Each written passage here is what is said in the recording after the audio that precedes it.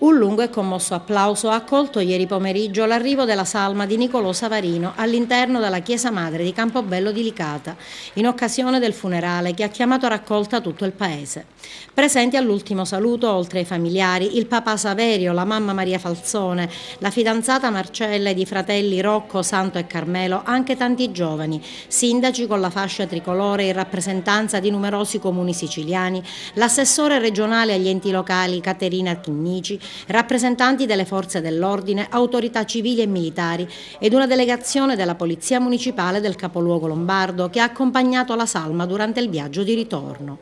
Una cerimonia commovente concelebrata dall'arciprete Calogero Montana e da padre Maggiolino Capobianco, parroco della chiesa dell'Immacolata. Ha raccolto attorno a Nicolò amici e parenti, tra lacrime e sentimenti di struggente dolore per l'eroe siciliano, come lo ha definito il presidente della regione Raffaele Lombardo.